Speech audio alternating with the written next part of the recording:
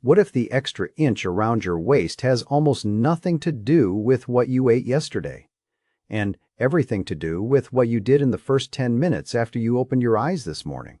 Most people over 50 believe visceral fat, that stubborn belly fat wrapped around your organs, is simply the price of getting older. But research suggests your morning routine may be quietly deciding whether that fat grows or starts to shrink. And the strange part? The habits that seem to matter most have nothing to do with dieting at all. If you've ever looked in the mirror and wondered why your waistline keeps expanding, even though you're doing everything right, eating reasonably, walking most days, you are not imagining it, and you are not alone. Take someone like Harold, a 63-year-old retired mechanic. Harold wasn't overeating, he wasn't lounging around all day. But every single morning, without realizing it, he was doing 3 small things that research suggests may be pushing his body toward fat storage instead of fat release. Once he changed them, nothing else, just the first 10 minutes of his day, his waist began to change within weeks. Today, we're going to walk through what those 3 habits are, why mornings seem to matter so much for visceral fat specifically, and what you can start doing tomorrow. Why mornings matter more than you think. Here's something most people don't realize. Visceral fat isn't like the fat just under your skin. It behaves more like an active organ. It responds to hormones, especially cortisol and insulin. And both of those hormones are unusually sensitive to what happens in the first hour after you wake up. Some researchers describe this window as a kind of metabolic thermostat that gets set for the rest of the day. Set it one way, and your body may lean toward storing fat around the midsection. Set it another way, and it may lean toward releasing it. Habit. Mistake 1. Checking your phone before your feet hit the floor. For many people over 50, the very first thing they do each morning is reach for a phone. Emails, news, notifications. It feels harmless. But early studies on stress and cortisol suggest that flooding your brain with stimulation before your body has had a chance to regulate itself may keep cortisol elevated longer into the day. And elevated cortisol has been associated in a number of studies with increased fat storage, specifically around the abdomen, not the hips, not the arms, but the waist. Carol, a 58-year-old retired school teacher, described her old routine this way: alarm goes off, phone comes on, and within 90 seconds she's absorbing bad news and a dozen unread messages. She didn't connect it to her waistline until she tried something different, which we'll get to. It's not about willpower. Here's where it gets interesting. This isn't a story about discipline or willpower. Harold didn't join a gym. Carol didn't start a diet. What changed was the sequence of their mornings. And that sequence appears to influence something most people never think about: how efficiently the body handles blood sugar for the rest of the day. Habit mistake 2. Skipping sunlight. The second habit hiding in plain sight is light exposure, or the lack of it. Many older adults wake up, close, the blinds are already shut, turn on artificial light, and stay indoors until it's time to run errands.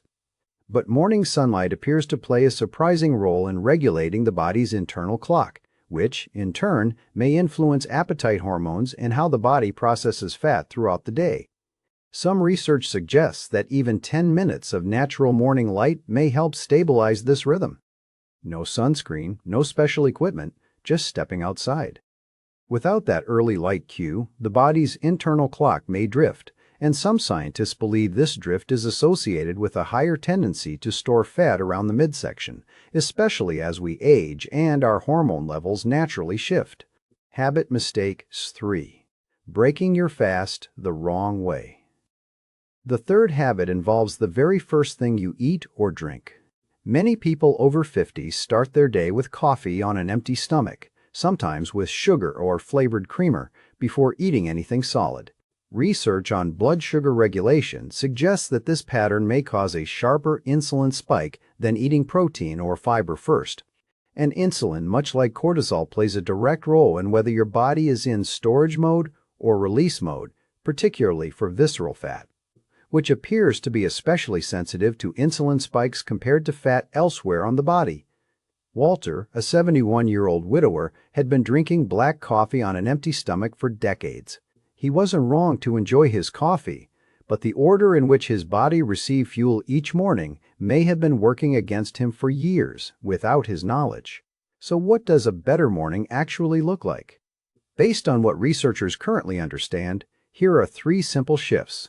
First, delay the phone. Give yourself just 10 to 15 minutes after waking before checking screens. Let your cortisol begin its natural morning decline, undisturbed. Second, get outside early. Even a short walk to get the mail, sit on a porch, or stand by an open window with natural light hitting your face may help reset your internal clock for the day. Third, reorder your first meal. Consider having a small amount of protein or fiber, a few nuts, a boiled egg, even a spoonful of yogurt, before or alongside your first cup of coffee rather than coffee alone on an empty stomach. None of these require a gym membership, a new diet, or giving up your morning coffee. They simply ask you to change the order and timing of things you're likely already doing. Harold started stepping onto his back porch for 5 minutes before doing anything else. Carol began eating a hard-boiled egg before her coffee. Neither changed anything else about their routine. Within several weeks, both reported their clothes fitting differently around the waist, a change they hadn't expected from habits that took less effort than what they were doing before. Your waistline may not be telling the story you think it is. It may not be about the salad you skipped or the walk you missed. For many people over 50, it may be about those first 10 minutes after the alarm goes off, a window where your hormones are unusually responsive to what you do or don't do. Small shifts in that window, delaying your phone, getting early light, changing the order of your first meal, are simple enough to try starting tomorrow morning. If this helped you see your mornings differently, you may want to look into how sleep quality the night before connects to this same hormonal window, because what happens before you wake up may matter just as much as what happens after. As always, please consult with your own physician before making changes to your routine, especially if you have existing health conditions.